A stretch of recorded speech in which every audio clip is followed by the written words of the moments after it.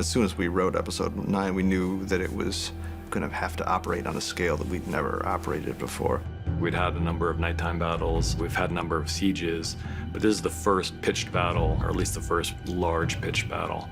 And so it was something different for us. All of it is action with almost no dialogue and lots of horses and many extras and a giant. The amount of supporting artists and the size of the crew, how many cameras they've got going, the magnitude of all the sets and everything. It's unbelievable. It was hard. It was a long, long slog. Luckily, we got Miguel Sapochnik back, who was our maestro from Hard Home in season 5. That was basically a massacre. This is a battle. This is the story of a battle. We've never done that before. They really wanted to kind of get into the mindset of what it would be like to be in a battle like that. It was fluid all the way through. It morphed, it changed. But the most important thing all the way through is it can't just be a battle. If it's just a battle, the audience don't have stakes in it. You have to be following someone, and we decide to follow John. Ramsay's weapon all the way through is antagonizing people, drawing them into a trap, and John completely falls for it. He doesn't account for Ramsay's gifts at psychological manipulation, which Sansa warns him about. He's kind of thought, this guy is going to do something stupid and honorable because he's not going to be able to control himself, so I'll shoot his brother with a bow and arrow. There's no way he can't gallop towards his brother, who is being shot at with arrows, and try and save him. So he falls into that trap. But he's waited until Jon Snow is within Archer's range so that they can start shooting him immediately. He's seen his brother be killed, so he falls into the next trap of galloping towards Ramsay. Every step of the way does exactly what he wants him to do.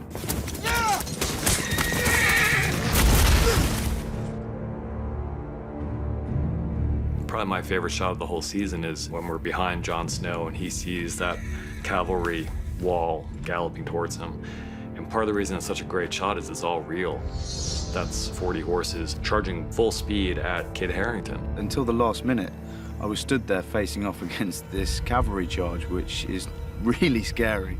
We're a bit annoyed because I think everyone's going to think it was CGI, and it wasn't. Camilla, our horse mistress, kept asking every year. She said, give me some more stuff to do. Like, this year was boring. It's just people trotting from here to there on their horses. So finally we gave her enough to do. I read the outline and went, wow, okay, this is adventurous. How are we going to deal with this?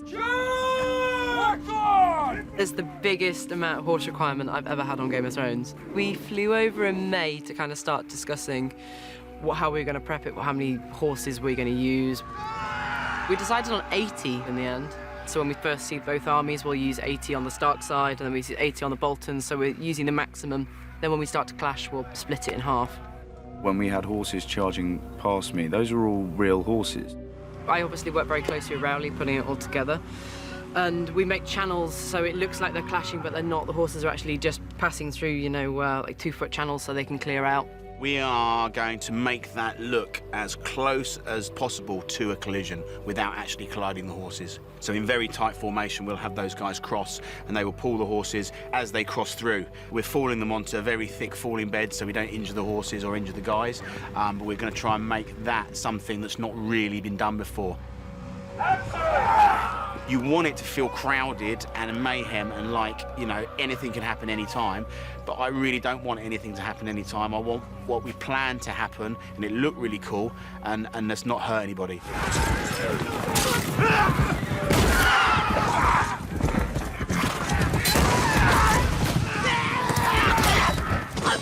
To get across the field and follow the horses at the speed at which they're moving, and horses move really, really fast, you need a special rig, and the Russian arm is just such a fun machine to work with, and it gives you such dynamic shots. It's basically a camera tracking vehicle. It's a remote control arm that sits on a Land Rover in our case.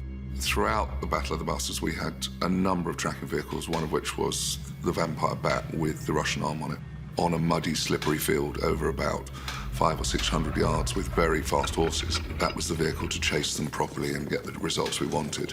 They worked very well. The results were amazing. Go! Go! Follow your commander! You've got two giant armies that are opposing one another. You know you're not going to have more than a few hundred extras on one side or the other, so you've got a lot of crowd replication. We had a lot of cavalry, a lot of infantry. 1-1, the giant is involved. Most of it would be photographed, but it also needed a lot of digital enhancement.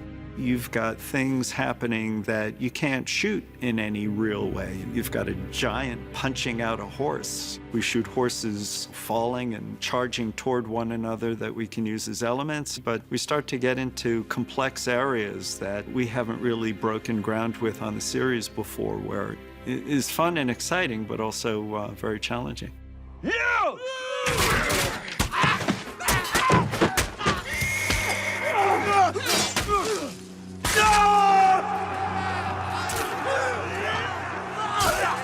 The Battle of the Bastards becomes incredibly compact. All these combatants forced into this incredibly tight space on the battlefield, partly crammed in by bodies. You've got horses, you've got, men of either side just piled up in this massive heap.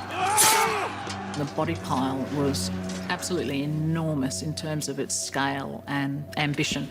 All of those prop bodies had to be dressed in the appropriate uniforms. We had to have the shields and the flags. You then need to dress the horses in their saddlery. You need to make sure that the correct sigil is on the horse.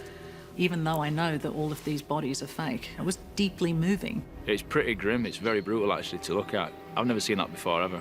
It comes from reading real accounts of these various battles, both medieval and even more modern ones. You read accounts of battles in the Civil War where the bodies were piled so thick it actually became an obstruction on the battlefield.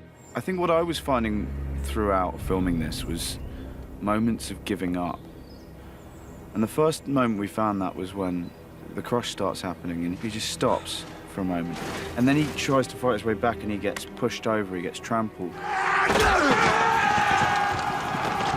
John is almost literally buried alive beneath the bodies. He was being almost killed by his own men, not on purpose, but just in this wave of fear that kind of overcomes everyone as they try to get out of the way of this incoming wall of shields. And then something drives him to fight up. And that moment where it comes up and he gasps for breath, he's reborn again in a way.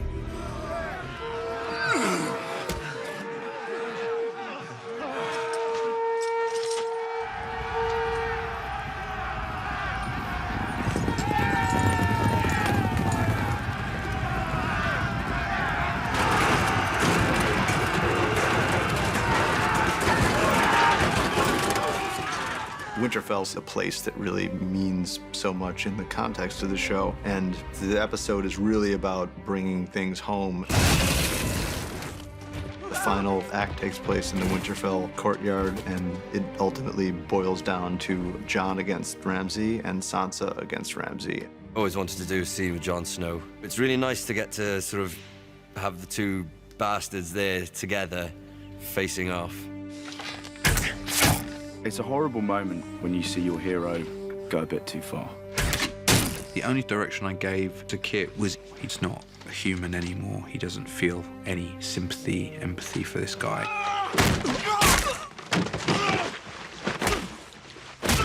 We actually spent an entire day, 10 hours, with Kit on top of Ewan, beating him.